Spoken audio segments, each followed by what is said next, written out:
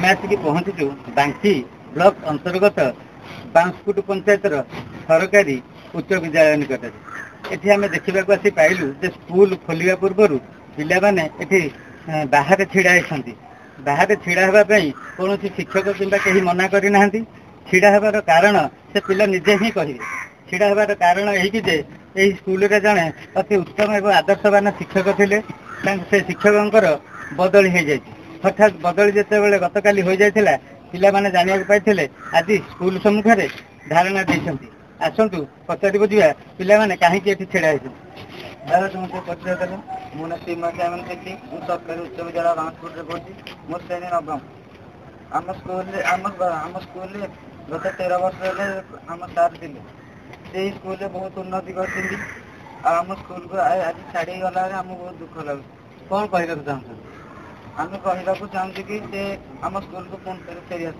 धन्यवाद बर्तमान आप देखिले जन छात्र किभली दुख प्रकाश करने सहित निजस्व मत प्रकाश कले आम आउ जन छात्री पचारि बुझा सी कौन तर मंतव्य दौरान सी ना कहले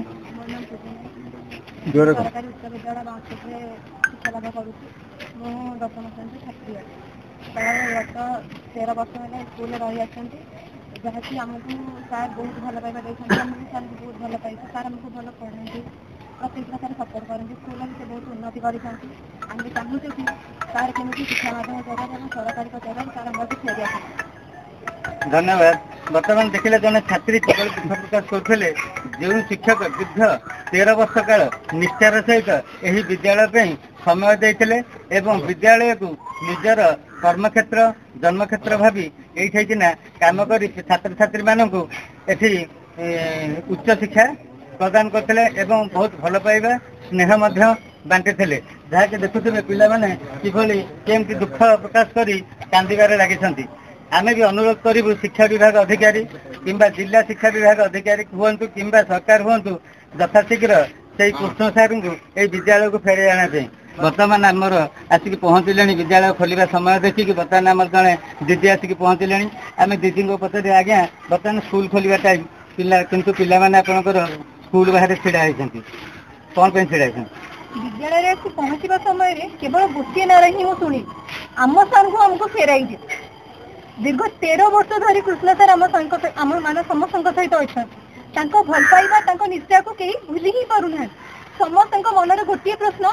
सार आमको छाड़ी गले कहीं ए प्रश्नर उत्तर मो पाखे भी ना बारंबार बुझेगा सत्वे भी से स्कूल गेट छाड़ी भीतर को जाऊना एबे भी मुझे बुझे आज्ञा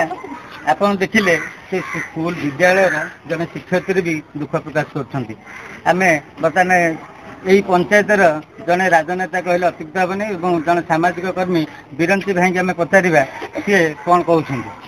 मु बीरन दले बांसपुर ग्राम पंचायत सरपंच प्रतिनिधि हिसाब से कहूँ कौन कहे आप स्कूल आगे बर्तमान पिला सब छिड़ा माने शिक्षा दान छाड़ी बर्तमान पिला हाँ घरे थे 9टा बेले पिला मो पाक गले मत जनइले कहले आज्ञा आम सार आम स्कूल कृष्ण सारे बदली जाइंट आप स्कूल की आस स्कूल आस देखिए कि पिला स्कूल गेट बंद अच्छी बाहर सब